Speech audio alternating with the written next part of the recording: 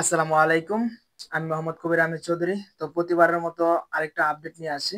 আপডেটটা হলো আমরা আরো ক্রোয়েশিয়ার জন্য ৩৬ টা বই পেয়েছি।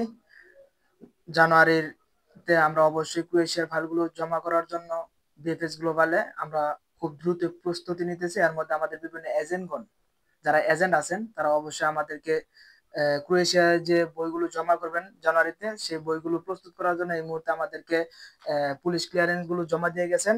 আমরা এই পুলিশ ক্লিয়ারেন্স গুলো আজকে আবারও আমরা প্রতিদিন প্রায় ৮০, ৭০, ৯০, ১০০, ১৫০ পর্যন্ত পুলিশ ক্লিয়ারেন্স আমরা দিল্লিতে জমা করতেছি এম্বাসি, ক্রোয়েশিয়া এম্বাসি। এর মধ্যে আমাদের ক্রোয়েশিয়া এম্বাসির জন্য অ্যাটাস্টেডের কিছু বই আছে এবং পাশাপাশি নর্থ মেসিডোনিয়ার বই আছে।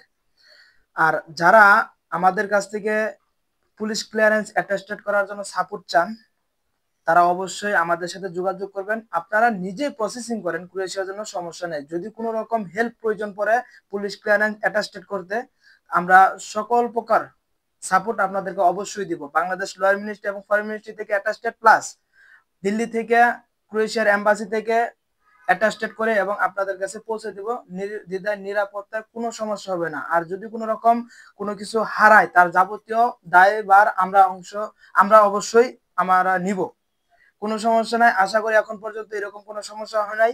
তো আজকের যে বইগুলো জমা হয়েছে এগুলো সবগুলো আজকে ডিএচএল করব এবং খুব দ্রুত আশা করা যায় ১২, ১৪, ১৩ দিনের মধ্যে অ্যাটাস্টেড করে আমরা আবারই ফেরত পাবো, বাংলাদেশে ব্যাক পাবো। ব্যাক পাওয়ার পর আমরা অবশ্যই জানুয়ারিতে বইগুলো আমরা জমা করব। তো ধন্যবাদ সবাইকে।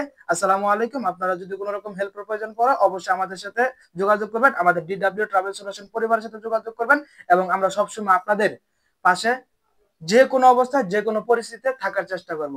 আসসালামু আলাইকুম।